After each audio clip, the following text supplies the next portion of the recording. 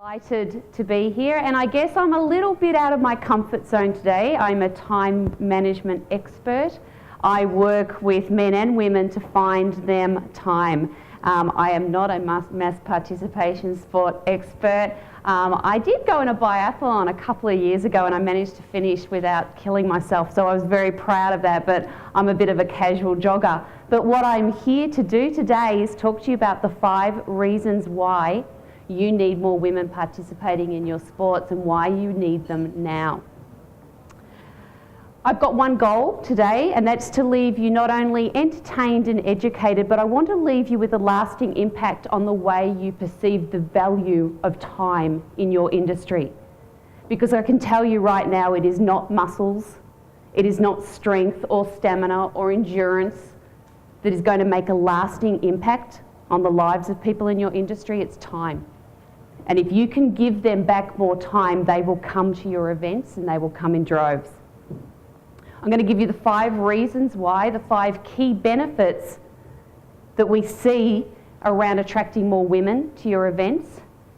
I'm going to share with you the number 1 barrier, the number one reason why she's not attending at the moment, and I'm going to give you the solution. We've got about 30 minutes, so my time kind of starts now. Let me first, though, give you a little bit of a background around me as to why I'm here and why I'm so time obsessed. So back in the olden days, which my kids refer to as anything prior to the year 2000, I was one of a generation of women who was told I could have it all. And I genuinely believed it. Hard work plus some talent plus a lot of drive was kind of my formula for success. And it worked really well through school and uni and into my career. Hard work plus a desire to have it all, and I had it all. And that pretty much changed when we clicked over into modern times in the year 2000. I had 3 babies in 3.5 years. And don't get me wrong, I'm not expecting any sympathy for that. I really should have realised what was going on after number 2. But in any event, there I was thinking that I could still maintain the pace. I could have it all, I could do it all. So seriously, nobody could get from the train station to the creche in high heels faster than me to pick the kids up before we clocked over into extra time. You start paying about $85 an hour, a minute for the time you're over. Like for the 3 women in the room, you probably understand those kind of creche fee scenarios. Throw the kids in the car. They're all crying, I'm crying. Dash to the supermarket to get the essentials, nappies, wine. Get home, throw a peanut butter sandwich at them to keep them going. Thank God none of them were anaphylactic. Put the dinner on, check my emails. Put the bath on, check my emails. Put the kids in the bath them before I check my emails. Give them a proper dinner, have my 3rd glass of wine, check my emails. My husband would come home, hi honey, how are you? I don't care how you are. Because I'm busy and I'm stressed and I've got 3 kids that I now need to do the teeth, the pyjamas, put them into bed, read them a book, check my emails. Put them back into bed, get back into bed and check my emails. Have my 3rd glass of wine, have my dinner, check my emails, put my kids back into bed, fall into bed myself and check my emails. I was living the dream. And something had to give. And it did. I gave. I was stressed. I was tired. I was guilty. I was busy. I felt guilty for the time I spent at work away from my kids. I felt guilty at the time I spent with my kids away from work. I genuinely felt that in my drive, my strive, my desire to have it all, that I was literally killing myself. So I opted out of what I loved, because I loved my career, and I was good at it, but I opted out because I felt that I had no choice. And that's my passion, that's my mission, that's my purpose, is I work with men and women to ensure that no one feels they have to make a choice between the things they love for want of time. Now, you're probably sitting there thinking, what the hell does any of that have to do with mass participation sport? And I get it, so please hold that thought for a few more minutes, because this is a journey, it's a story, and I'm going to take you on the journey so that you will understand what it has to do with your sport. The question I really want you to be asking yourself right now as event organisers, as sponsors, as people who work within the industries, as government bodies, as employers, is what would an increase of women in your sport actually mean to you? A 10% increase, a 20% increase, a 50% increase. Well, let's have a look. Let's have a look at what that would actually mean to you as governments, as event organisers, as sponsors and as advertisers. There are 5 things that's in it for you. For her, it's her health and her wealth. For governments, it's a reduction in healthcare costs. For the economy, employers and governments, it's an increase in productivity, and there's also massive consumer spending and big bottom line wins there. So let's dig a little bit deeper into each of those 5 benefits, and I'll take you on this journey as to why it's worth getting more women into your sports. So let's have a look at her health. The research is absolutely clear on this. Regular participation in sports, in physical activity, leads to greater physical and mental health. It also means that she has a greater social connectiveness, which is very important to her. Weight loss, prevention of obesity, reduction of mortality, and reduction of self-objectification, all big wins for these women. The second reason, or the second benefit to her, is her wealth. Again, the research is really clear on this. Girls, little girls who play sport in school, stay at school longer. They're more likely to go into higher education. They then are more likely to enter the workforce in greater numbers, to higher earning positions, and they are more likely to be leaders. In fact, an astonishing 94% of current female C-suite executives played sport at school. That's unbelievable. And of course she's a leader because she played sport. She understands the concept of teamwork. She understands how important it is to train and to have that drive for what she wants to go after.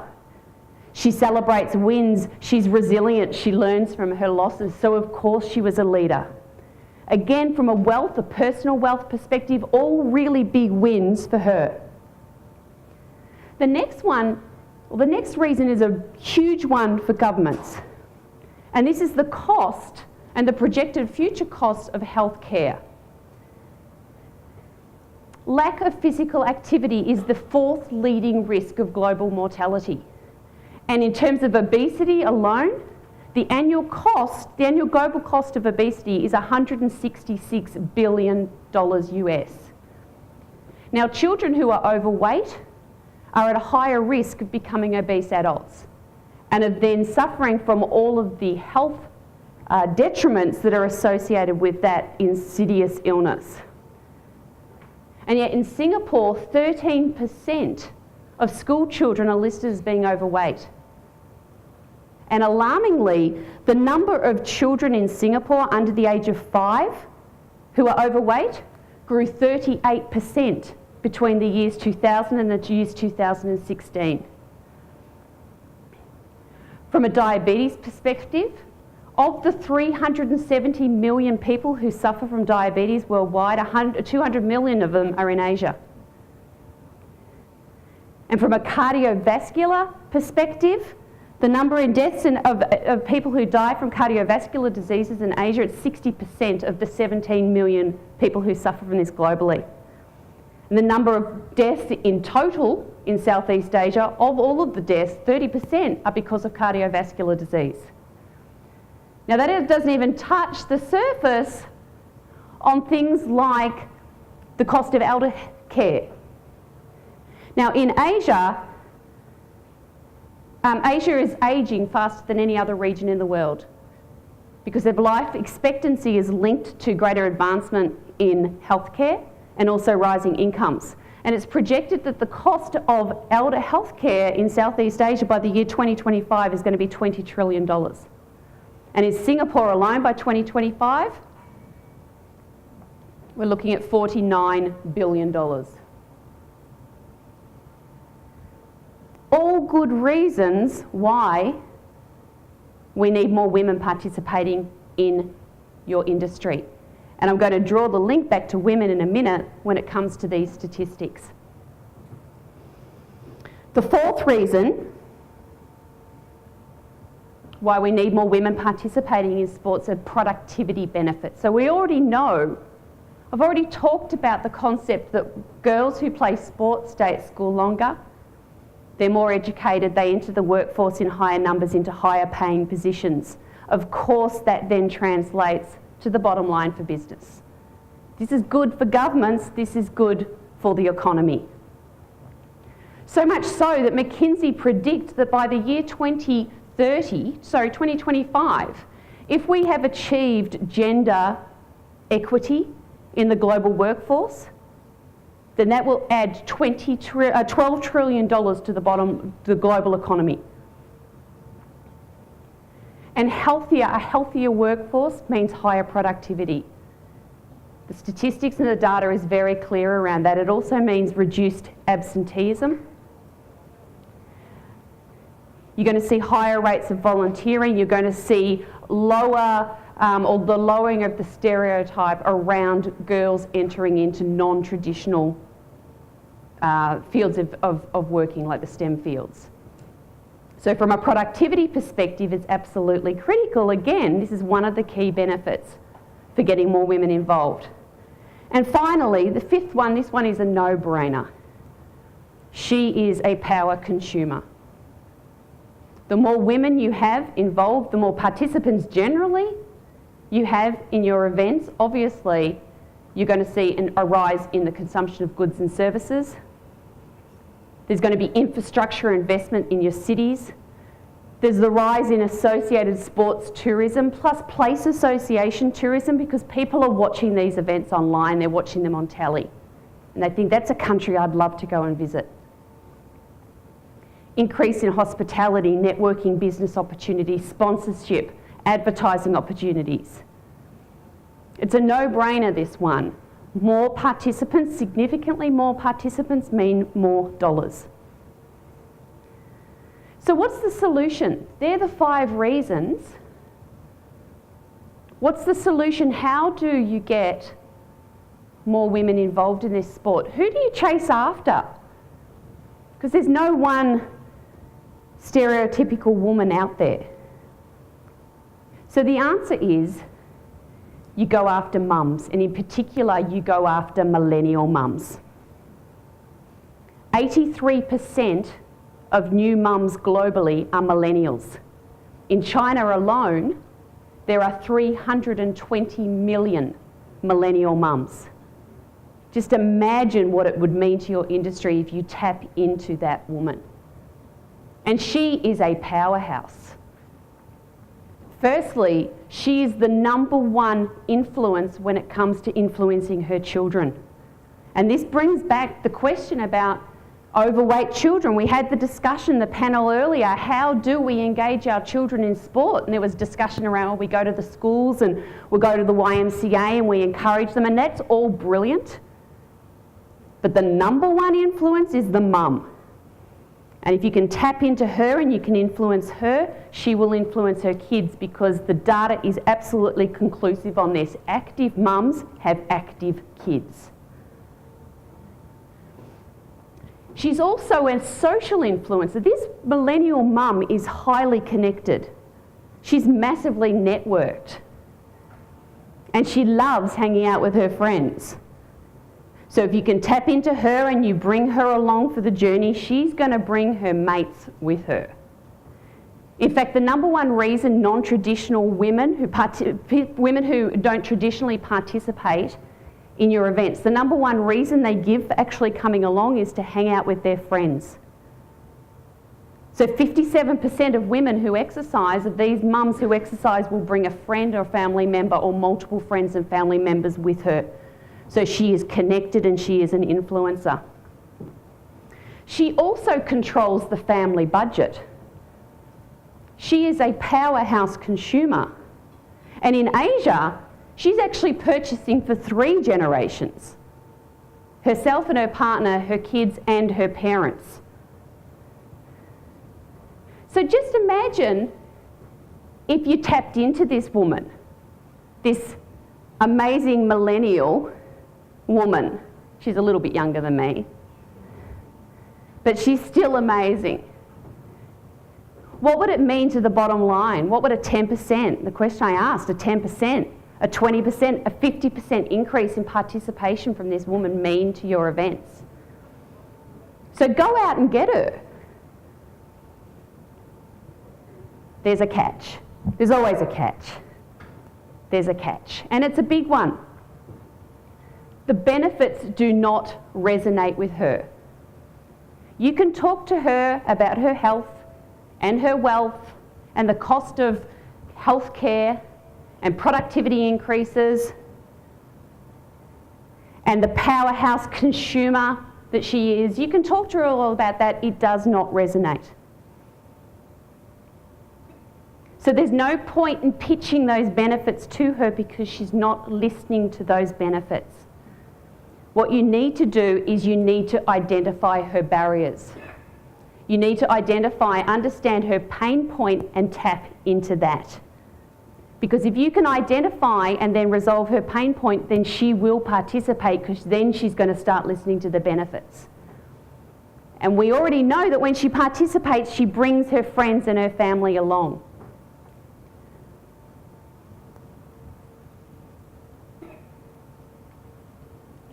So her number one barrier, her number one pain point, the number one reason she gives for not participating in your events, for not participating in sport, for not undertaking physical activity is time.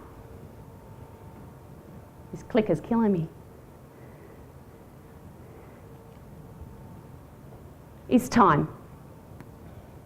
Her pain point, her massive barrier, her challenge is time. She doesn't have enough time. She's a millennial mum, she's a professional woman, she's working. She's juggling so many balls that it's only a matter of time before she starts dropping a few. She's guilty if she's spending time with her kids and not at work. She's guilty if she's spending time at work and not with her kids. Her to-do list has a heartbeat. She is busy, she is time poor. Now, it's not that the benefits don't resonate with her. She knows the benefits. She will listen to the benefits. She's an intelligent woman. She's a highly educated woman. It's just that they are so far down her list of priorities that you are never, ever going to see airtime with her. So why is she so busy? Why is she so time poor? What is it about this woman that means that she has no time?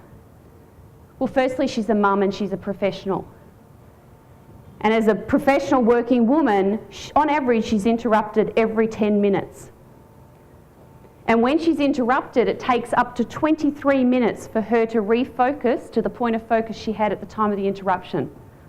You can do the maths on that one. She multitasks consistently throughout the day.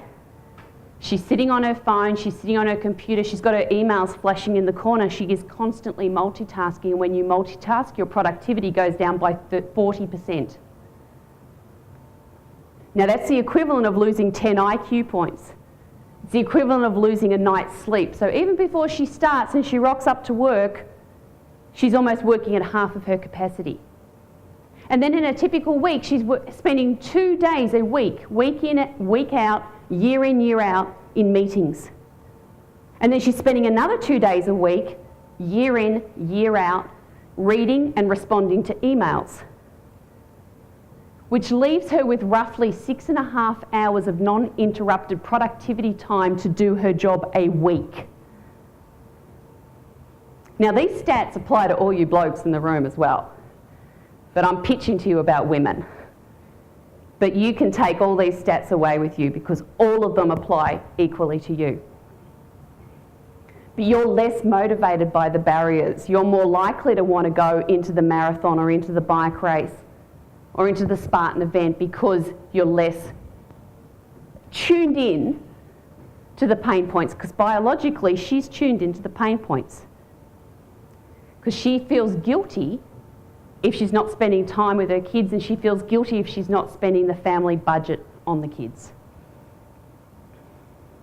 So she's very, very time poor. So how do we help her? Because once she understands the benefits, and she knows the barriers removed, she will participate. So as the biggest players, or some of the biggest players in this space, my challenge to you is to build in strategies into your marketing plans, into your partnership agreements with corporations, into your partnership agreements with governments, to educate this woman, to teach her simple strategies on how to invest her time differently. Now, how do you tap into her? Where do you tap into her? The good news is that smart time management is a learned skill. So up to 40% of her time is recoverable if she understands the strategies, if you teach her the strategies and she then implements the strategies. Take a whole of family approach. She's going to spend time and money on things that she sees will benefit her kids. And use the right vehicles, tap into her where she's congregating.